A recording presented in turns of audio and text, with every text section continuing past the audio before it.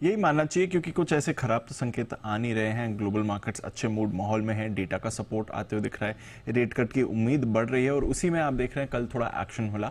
हालांकि कल ऑफकोर्स थोड़ा मिला जुला एक्शन था अमेरिकी बाजारों में, क्लोजिंग मिली जुली होती हुई दिखी।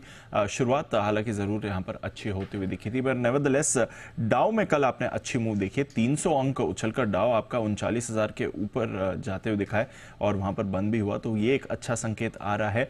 नैस्डैक ने लगातार 8वें दिन नया रिकॉर्ड बनाया, S&P 500 ने नया रिकॉर्ड बनाया, फिर उसके बाद दोनों में मुनाफा वसूली आती हुई दिखी। तो पहली बार S&P 500 5,500 के ऊपर गया, बट फिर क्लोजिंग इस लेवल के नीचे हुई, थोड़ी ऊपरी स्तरों से मुनाफा वसूली आई और नेगेटिव टेरिटरी में बंद हुआ।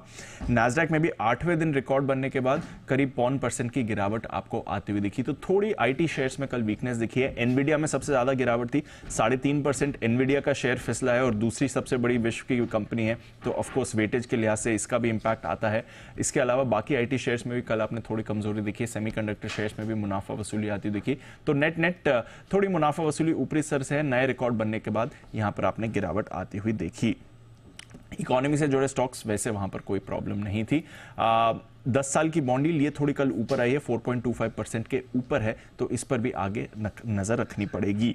यूरोप के बाजारों में कल बड़ा एक्शन हुआ है, 1% तक की तेजी थी, अच्छी मूव आती हुई दिख रही थी। कल बैंक ऑफ इंग्लैंड की पॉलिसी आई थी, एज एक्सपेक्टेड रेट्स में कोई बदलाव नहीं हुआ, 5.25% पर उन्होंने अपनी दरें रखी हैं, बट सब मान रहे हैं कि अगस्त की जब इनकी पॉलिसी होगी तो उसमें रेट कट डेफिनेटली आ सकता है।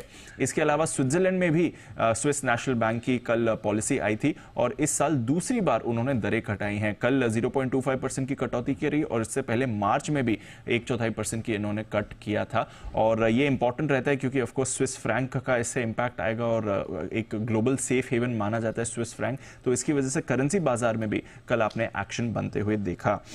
डॉलर इंडेक्स आपका 105 के ऊपर चला गया है, इस समय एक हफ्ते की ऊंचाई पर है। इसके बावजूद आपने देख रहे हैं कि कल ज्यादातर कमोडिटीज में आपने खरीदारी देखी। इनफैक्ट स्विस नेशनल बैंक के एक्शन के बाद गोल्ड में भी आपने एक्शन आते हुए देखा। सोना करीब $30 चढ़कर 2 हफ्ते की ऊंचाई पर है। चांदी में लगातार तीसरे दिन आप बढ़त देख रहे हैं। कच्चा तेल आपका 8 हफ्ते की ऊंचाई पर है, $85-86 पर आपको ब्रेंट ट्रेड करते हुए दिख रहा है। कॉपर भी 1 हफ्ते की ऊंचाई पर है और बाकी बेस मेटल्स में भी खरीदारी हो रही है।